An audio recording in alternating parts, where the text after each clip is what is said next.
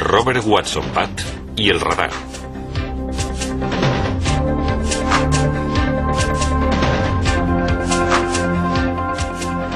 En un aeropuerto internacional grande pueden llegar a aterrizar y despegar hasta 1000 aviones al día.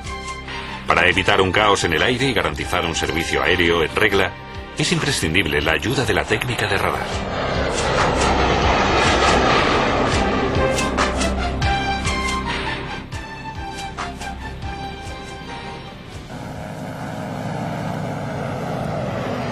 Sin embargo, en los inicios de la aviación no existía ningún sistema de prevención. Se volaba solo con la vista. Lo que era insatisfactorio en tiempos de paz podía resultar decisivo en tiempos de guerra, pues los aviones fueron adquiriendo un papel cada vez más importante en el plano militar. Pero no existían ni ayudas a la navegación en caso de mala visibilidad, ni un sistema de alerta rápida aceptable. Los apostaderos solo contaban con prismáticos o antenas acústicas para detectar los aviones que se acercaban.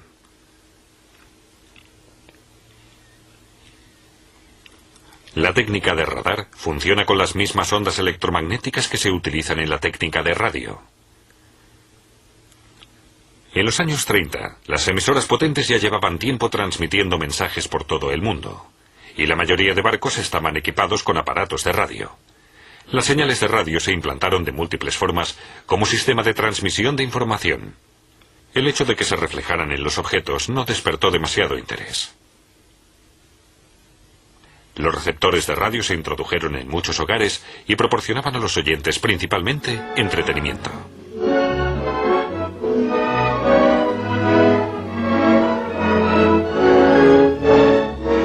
Las bases del radar se establecieron a finales del siglo XIX.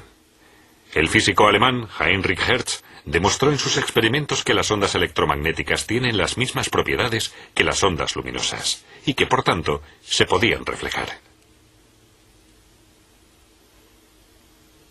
En 1904, el ingeniero alemán Christian Hülsmayer inventó el telemoviloscopio, un aparato que podía recibir el eco radioeléctrico reflejado y advertir de él con un timbre.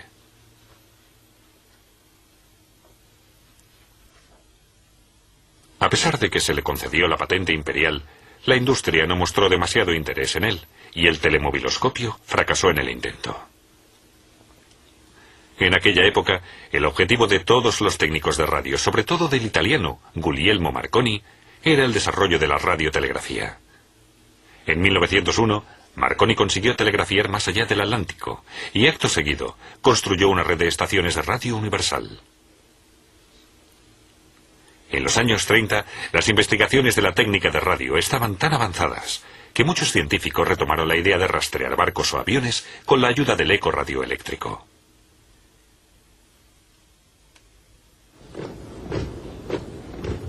Asustados por la revolución política de la Alemania nazi y por su evidente preparación para la guerra, los militares británicos eran conscientes de que, si el conflicto estallaba, no podrían hacer nada para defenderse del potente armamento alemán. ¿Cómo iban a defenderse en la isla de los posibles ataques aéreos? A principios de 1935, Gran Bretaña comenzó la estructuración de su defensa aérea desde una base científica. Bajo la dirección de Henry Tizard, se creó un comité del que también formaba parte Robert Watson Watt. Este había hecho en los años precedentes pruebas muy prometedoras para detectar, mediante impulsos radioeléctricos, nubarrones y tormentas eléctricas en la ionosfera. Los delegados de gobierno querían encontrar la forma de usar las ondas de radio como arma activa. La prensa difundió el rumor de unos rayos mortales. Pero los cálculos del riguroso colaborador de Watson Watt, Arnold Wilkins, no tardaron en cerrar la puerta a esa esperanza. Wilkins y Watson Watt argumentaron en un convincente informe que con la ayuda del eco radioeléctrico se podrían localizar con antelación los aviones. El Ministerio de Defensa británico facilitó de inmediato el desarrollo del anhelado recurso, y solo 13 días después, el 25 de febrero de 1935, se realizó el primer experimento práctico del radar. Como emisora improvisada, se utilizó la estación de la BBC en Daventry. La noche anterior a la prueba definitiva se construyó la antena provisional de recepción.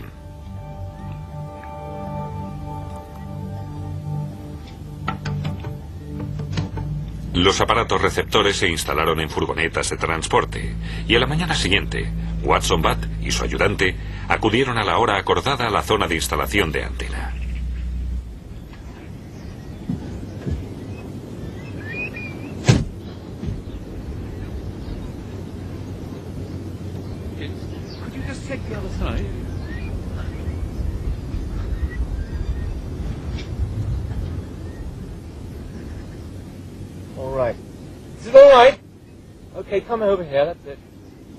No invirtieron mucho tiempo en ultimar la instalación, pues el bombardero Hayford, que debía reflejar la señal radioeléctrica, ya había despegado.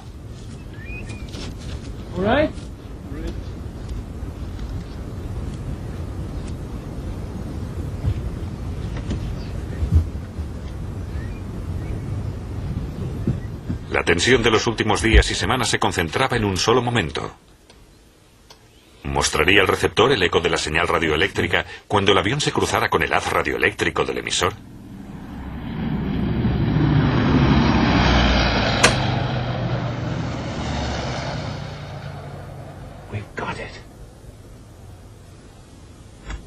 Definitivamente había nacido el radar. El indicador de la estación receptora contaba con una pantalla de rayos catódicos capaz de registrar y representar los más sutiles procesos eléctricos. El medio eran las ondas radioeléctricas convencionales que la emisora de la BBC había emitido con una longitud de onda de 50 metros. El bombardero Hayford cruzó el haz del emisor, con lo que las ondas radioeléctricas que chocaron con el objeto se reflejaron y fueron registradas por la estación receptora.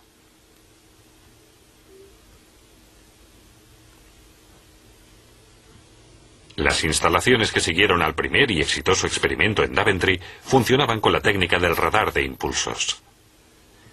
En lugar de un haz radioeléctrico, se emiten impulsos radioeléctricos extremadamente cortos. Tras la emisión de la señal, el haz de electrones del tubo catódico comienza a mostrar un trazo horizontal en la pantalla. En el momento en el que se recibe el eco, aparece en la pantalla un trazo vertical. Así se puede calcular exactamente el tiempo que pasa desde la emisión hasta la recepción. Como las ondas electromagnéticas se propagan siempre a la velocidad de la luz, una vez medido el tiempo, se puede calcular el tramo que ha recorrido la señal radioeléctrica reflejada. Con una escala adecuada, se puede calcular a qué distancia exacta está.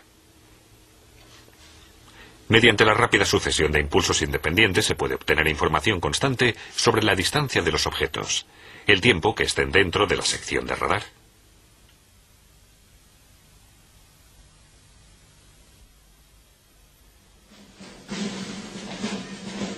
En aquel entonces, en la Alemania nacional socialista se hablaba abiertamente de guerra.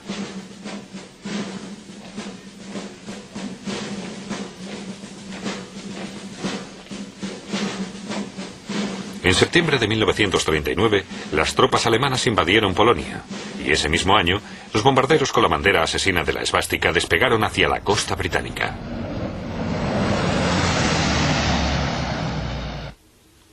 Para entonces, la red de radar a lo largo de la costa británica estaba casi completa.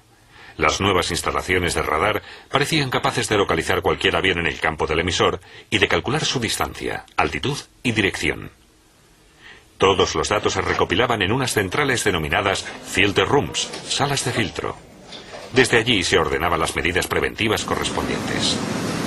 Mediante el potente uso del radar, se pudieron combatir con éxito los devastadores ataques aéreos y submarinos de Alemania durante la guerra.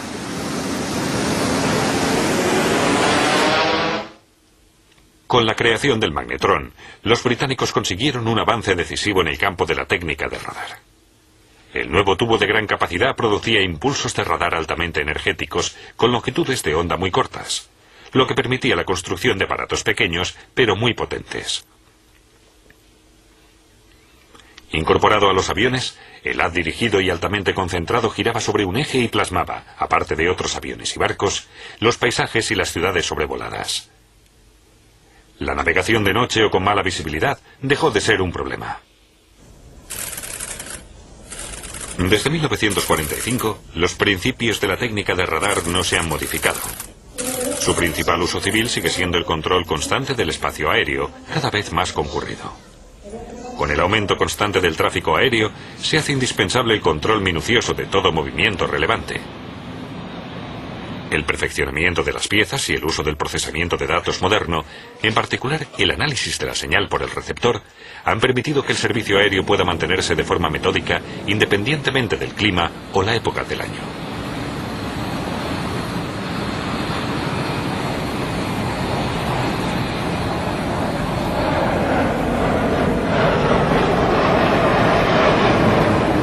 Lufthansa 266, turn right now, heading 220 to intercept the localizer.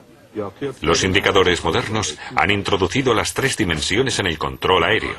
Así, el controlador puede informar del estado del aeropuerto al piloto antes de que éste lo vea.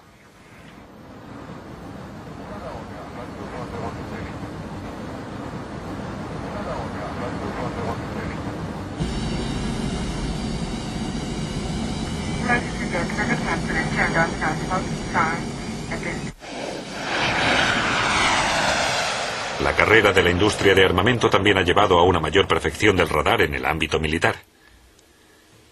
Sus variantes móviles, que se activan y se recogen en cuestión de 3 minutos, demuestran que no hay que poner límites al concepto de defensa. Lo mismo podemos decir de la supervisión completa de zonas de riesgo mediante estaciones de radar aéreas. El AWACS es un sistema equipado con la última tecnología que procesa todos los datos relevantes, y eso incluye también los de su sistema de armas. La técnica militar, cada vez más sofisticada, permite vigilar al enemigo y tomar más medidas preventivas. Por su forma especial, el misterioso bombardero B-2 estadounidense dispersa con tanta fuerza la señal del radar que los radares enemigos no son capaces de detectarlo. En la actualidad, los conductores circulan a menudo ajenos a los radares instalados para los controles de velocidad.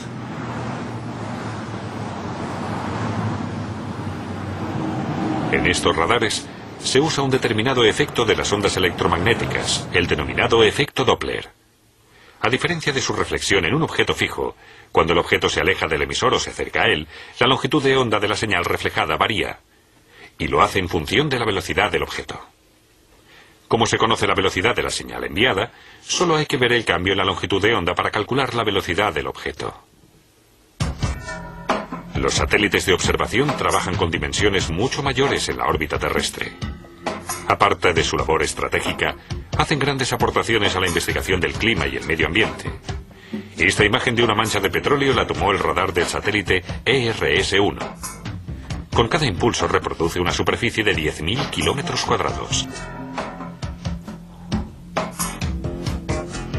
De día o de noche, con cielos cubiertos o bancos de niebla, reproduce las imágenes con una nitidez absoluta. En un plazo de 100 horas ha rodeado la Tierra. El ERS-1 necesitó 35 días para hacer una reproducción total de nuestro planeta.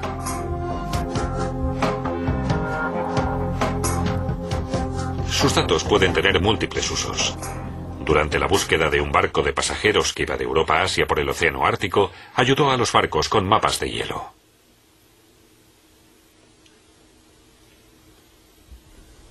Como un fax directo al puente de mando.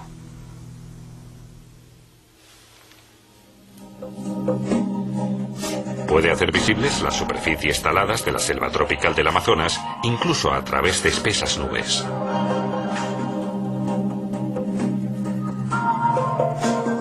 La cantidad de datos reproducidos por el ERS-1 es inmensa. Envía 105 megabits por segundo a la Tierra, el equivalente a 5.600 páginas escritas a máquina. El radar nos proporciona información para que podamos entender mejor nuestro planeta y su complejo equilibrio climático. Pero la forma de mantenerlo está solo en la mano del hombre.